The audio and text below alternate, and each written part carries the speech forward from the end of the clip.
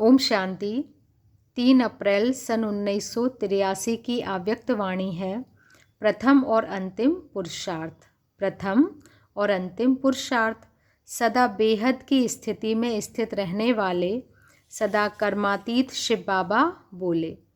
आज बेहद का बाप बेहद की स्थिति में स्थित रहने वाले, बेहद की बुद्धि, बेहद की दृष्टि, बेहद की वृत्ति, बेहद के सेवाधारी ऐसे श्रेष्ठ बच्चों से साकार स्वरूप में, साकार वतन में बेहद के स्थान पर मिलने आए हैं।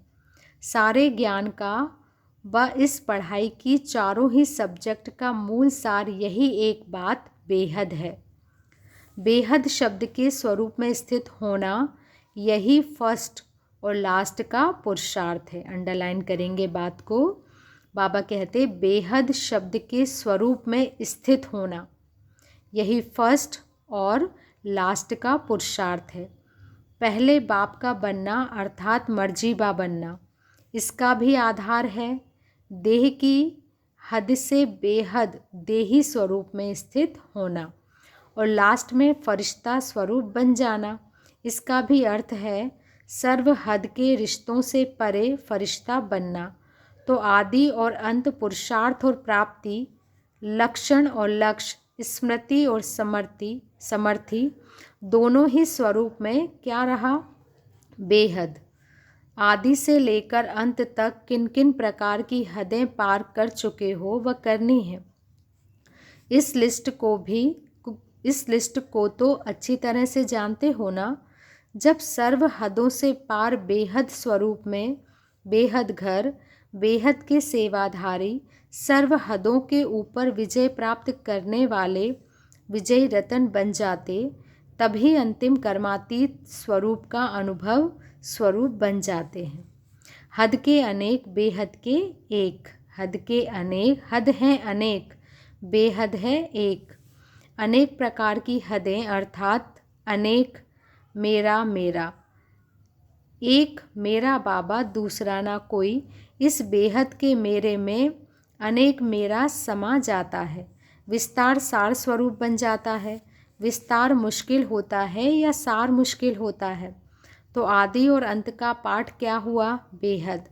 इसी अंतिम मंजिल पर कहाँ तक समीप आए हैं इसको चेक करो। हद की लिस्ट सामने रख देखो कहाँ तक पार किया है। लिस्ट का वर्णन करने की तो आवश्यकता नहीं है।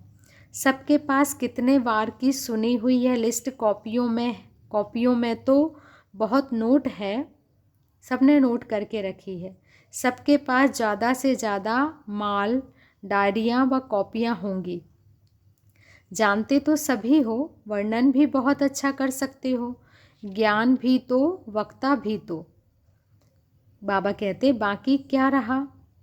बाप दादा भी सभी सेंटर अथवा स्टूडेंट सबके भाषण सुनते हैं। बाप दादा के पास वीडियो नहीं है क्या? आपकी दुनिया में तो सभी निकला है। अब आपकी दुनिया में तो बाबा कहते अभी निकला है। बाप दादा तो शुरू से वतन में देखते रहते हैं, सुनते रहते हैं। वर्णन करने का श्रेष्ठ रूप देखकर बाप दादा मुबारक भी देते हैं, क्योंकि बाप दादा की एक पॉइंट को भिन्न भिन्न रमणीक रूप से सुनाते हो।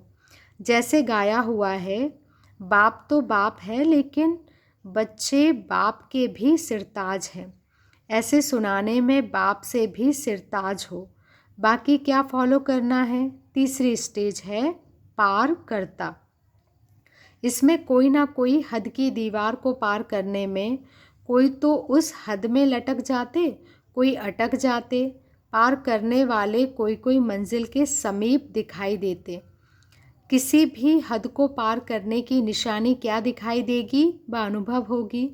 पार करने की निशानी है पार किया, उपराम बना। तो उपराम बनना ही पार करने की निशानी है। उपराम स्थिति अर्थात उड़ती कला की निशानी। उड़ता पंछी बन कर्म के इस कल्प वृक्ष की डाली पर आएगा। बाबा कहते हैं उड़ता पंछी बन कर्म के इस कल्प वृक्ष की डाली पर आएगा। उड़ती कला के बेहद के समर्थ स्वरूप से कर्म किया और उड़ा। कर्म रूपी डाली के बंधन में नहीं फंसेगा, कर्म बंधन में फंसा अर्थात हद के पिंजरे में फंसा। स्वतंत्र से परतंत्र बना, पिंजरे के पंछी को उड़ता पंछी तो नहीं कहेंगे ना। ऐसे कल्प वृक्ष के भिन्न भिन्न कर्म की डाली पर बाप के उड़ते पंछी श्रेष्ठ आत्माएं कभी कभी कमजोरी के पंखों से डाली के बंधन में आ जाते हैं। फिर क्या करते? कहानी सुनी है ना। इसको कहा जाता है हद को पार करने की शक्ति कम है। इस कल्प वृक्ष के अंदर 4 प्रकार की डालियां हैं, लेकिन 5वीं डाली ज़्यादा आकर्षण वाली है। गोल्डन, सिल्वर, कॉपर, आयरन और संगम है हीरे की डाली। फिर हीरो बनने के बजाय हीरे की डाली में लटक जाते हैं। संगम युग का ही सर्वश्रेष्ठ कर्म है ना, यह श्रेष्ठ कर्म ही डाली हीरे की डाली है। क्या कहा बाबा ने? यह श्रेष्ठ कर्म ही हीरे की डाली है। चाहे संगम युगी कैसा भी श्रेष्ठ कर्म हो, लेकिन श्रेष्ठ कर्म के भी बंधन में फंस गया, जिसको दूसरे शब्दों में आप सोने की जंजीर कहते हो। श्रेष्ठ कर्म में भी हद की कामना यह सोने की जंजीर है। श्रेष्ठ कर्म में भी हद की कामना रखना, बाबा कहते हैं, यह सोने की जंजीर है। चाहे डाली हीरे की है, जंजीर भी सोने की हो, लेकिन बंधन तो बंधन है ना। बाप दादा सर्व उड़ते पंछियों को स्मृति दिला रहे हैं। सर्व बंधनों अर्थात हदों को पार करता बने हो। सर्व बंधनों अर्थात हदों को पार करता बने हो। आज का विशेष संगठन गौपाल की माताओं का है। क्या कहा बाबा ने? आज का संगठन जो है वो गौपाल की माताओं का है। इतने बड़े संगठन को देख गौपाल भी खुश हो रहे हैं। बाप दादा भी मीठी मीठी माताओं को वंदे मातरम कहते हैं, क्योंकि नई सृष्टि की स्थापना के कार्य में ब्रह्मा बाप ने भी माता गुरु को सर्व समर्पण किया। इस ईश्वरी ज्ञान की विशेषता व नवीनता है ही शक्ति अवतार को आगे रखना, माता गुरु का सिलसिला स्थापन करना, यही नवीनता है। इसलिए यादगार में भी गौमुख का गायन पूजन है। ऐसे हद की माताएं नहीं, लेकिन बेहद की जगत माताएं हो। नशा है ना, जगत का कल्याण करने वाली हो, जगत कल्याणकारी अर्थात विश्व कल्याणकारी हो। सिर्फ घर कल्याणी तो नहीं होना। कभी घर कल्याणी का गीत सुना है क्या? विश्व कल्याणी का सुना है। तो ऐसी बेहद की माताओं का संगठन श्रेष्ठ संगठन हुआ ना। माताएं तो अनुभवी मूर्त हो ना। कुमारियों को धोखे से बचने की ट्रेनिंग देनी पड़ती है। माताएं तो अनुभवी होने के कारण हद के धोखे में नहीं आने वाली हो ना। मेजॉरिटी नए नए है। नए नए छोटे बच्चों पर ज़्यादा ही स्नेह होता है। बाप दादा भी सभी माताओं का भले पधारे कह कर के स्वागत करते हैं। अच्छा, ऐसे सदा बेहद की स्थिति में स्थित रहने वाले, सदा उड़ता पंछी, उड़ती कला में उड़ने वाले, सदा अंतिम फरिश्ता स्वरूप का अनुभव करने वाले, सदा बाप समान कर्म बंधनों से कर्मातीत, ऐसे मंजिल के समीप श्रेष्ठ आत्माओं को बाप दादा का याद प्यार और नमस्ते। सेवाधारियों के प्रति बाबा ने महावाक्य कहे हैं। बाप दादा सभी निमित्त सेवाधारी बच्चों को किस रूप में देखते हैं? निमित्त सेवाधारी कौन है? निमित्त सेवाधारी अर्थात फॉलो फादर करने वाले। क्या कहा बाबा ने? निमित्त सेवाधारी अर्थात फॉलो फादर करने वाले।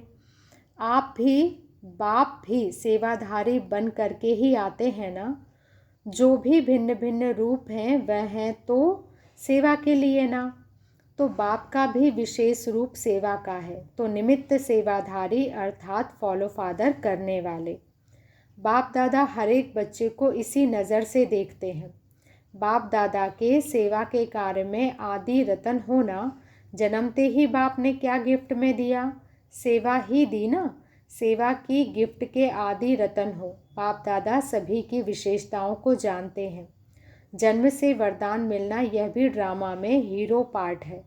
वैसे तो सभी सेवाधारी हैं, लेकिन जन्मते ही सेवा का वरदान और आवश्यकता के समय में निमित्त बनना यह भी किसी किसी की विशेषता है, जो हैं ही आवश्यकता के समय पर सेवा के साथी।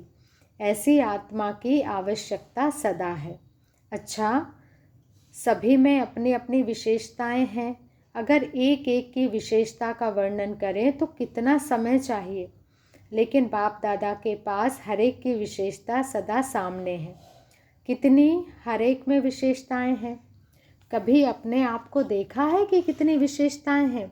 विशेषताएं सब में अपनी अपनी हैं, लेकिन बाप दादा विशेष आत्माओं को एक ही बात बार बार स्मृति में दिलाते हैं। कौन सी? जब भी कोई भी सेवा के क्षेत्र में आते हो, प्लानिंग बनाते हो व प्रैक्टिकल में आते हो, तो सदा बाप समान स्थिति में स्थित होकर फिर कोई भी प्लान बनाओ और प्रैक्टिकल में लाओ। जैसे बाप सबका है, कोई भी नहीं कहेगा कि यह फलाने का बाप है, फलाने का नहीं, सब कहेंगे मेरा बाबा।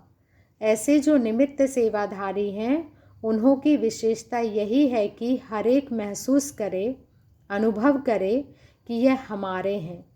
4-6 का है, हमारा नहीं, यह नहीं, हमारे हैं। हर एक के मुख से यह आवाज़ ना भी निकले तो भी संकल्प में इमर्ज हो कि यह हमारे हैं। इसको ही कहा जाता है फॉलो फादर। सबको हमारेपन की फीलिंग आए, यही पहला स्टेप बाप का है। यही तो बाप की विशेषता है ना। हर एक के मन से निकलता है मेरा बाबा, तेरा बाबा। कोई कहता है क्या? तो यह मेरा है, बेहद का भाई है या बहन है व दीदी है, दादी है। यही सबके मन से शुभ आशीर्वाद निकले। यह मेरा है, क्योंकि चाहे कहीं भी रहते हो, लेकिन विशेष आत्माएं तो बेहद की है ना।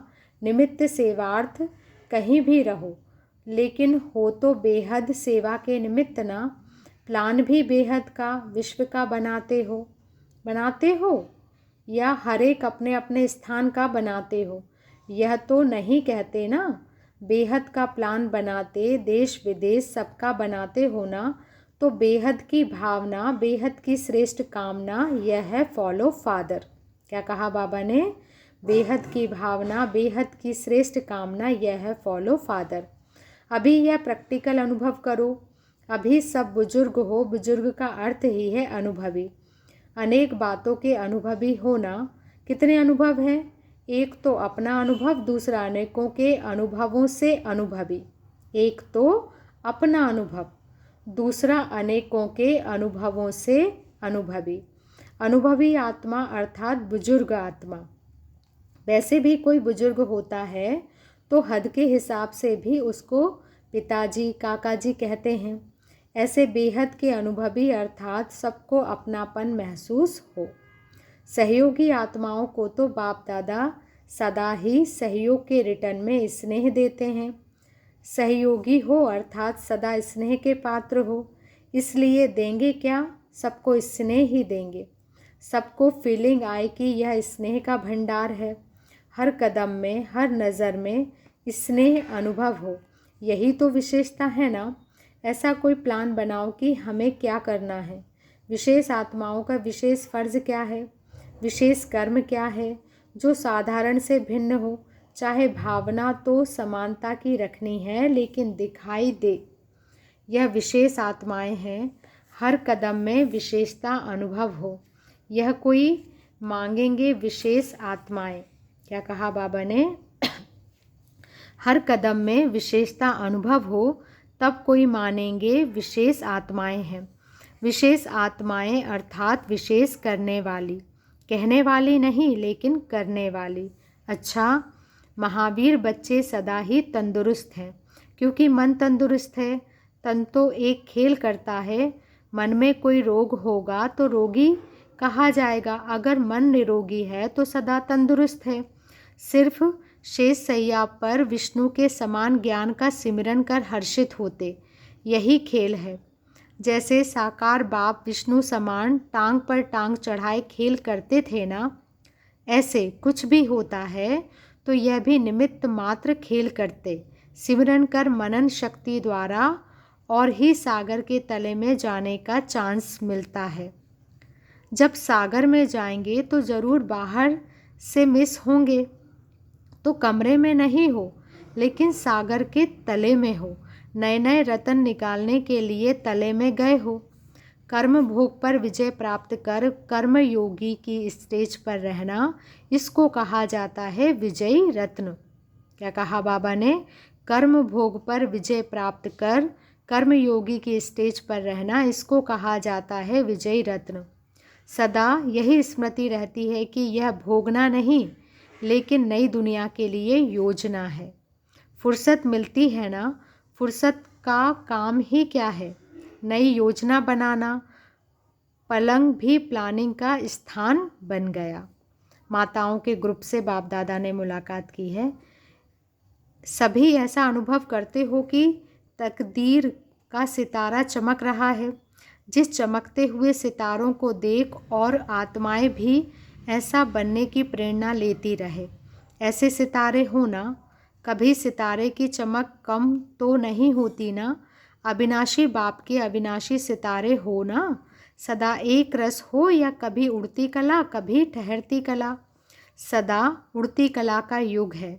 उड़ती कला के समय पर कोई चढ़ती कला भी करे तो भी अच्छा नहीं लगेगा।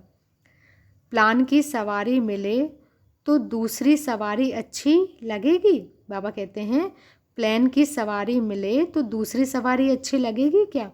तो उड़ती कला के समय वाले नीचे नहीं आओ, सदा ऊपर रहो। पिंजरे के पंछी नहीं। पिंजरा टूट गया है या दो चार लकीरें अभी रही है, तार भी अगर रह जाती है तो अभी अपनी तरफ खींचेगी। 10 रस्सी तोड़ दी, एक रस्सी रह गई तो वह भी अपनी तरफ खींचेगी। तो सर्व रस्सियाँ तोड़ने वाले, सब हद पार करने वाले ऐसे बेहद के उड़ते पंछी हद में नहीं फंस सकते। 63 जन्म तो हद में फंसते आए, अब एक जन्म हद से निकलो। यह एक जन्म है ही हद से निकलने का। तो जैसा समय वैसा काम करना चाहिए ना। समय हो उठने का और कोई सोए तो क्या तो अच्छा लगेगा। इसलिए सदा हदों से पार बेहद में रहो। माताओं को अविनाशी सुहाग का तिलक तो लगा हुआ है ना। जैसे लौकिक में सुहाग की निशानी तिलक है, ऐसे अविनाशी सुहाग अर्थात सदा स्मृति का तिलक लगा हुआ हो। ऐसी सुहागिन सदा भागिन यानी भाग्यवान है। कल्प कल्प की भाग्यवान आत्माएं हो। ऐसा भाग्य जो कोई भाग्य को छीन नहीं सकता। सदा अधिकारी आत्माएं हो। विश्व का मालिक, विश्व का राज्य ही आपका हो गया। राज्य अपना, भाग्य अपना, भगवान अपना, इसको कहा जाता है अधिकारी आत्मा। क्या कहा बाबा ने? राज्य अपना, भाग्य अपना, भगवान अपना, इसको कहा जाता है अधिकारी आत्मा। अधिकारी हैं तो अधीनता नहीं। प्रश्न है, आप बच्चों की कमाई अखुट और अविनाशी है कैसे? आप बच्चों की कमाई अखुट और अविनाशी है कैसे? आप ऐसी कमाई करते हो जो कभी कोई छीन नहीं सकता, कोई गड़बड़ हो नहीं सकती। दूसरी कमाई में तो डर रहता है, इस कमाई को अगर कोई छीनना भी चाहे तो भी आपको खुशी होगी, क्योंकि वह भी कमाई वाला हो जाएगा। अगर कोई लूटने आए तो और ही खुश होंगे, कहेंगे लो, तो इससे और ही सेवा हो जाएगी। तो ऐसी कमाई करने वाली श्रेष्ठ आत्माएं हो। बाबा कहते हैं ऐसी कमाई करने वाली श्रेष्ठ आत्माएं हो। अच्छा, ओम शांति। शुक्रिया बाबा, शुक्रिया।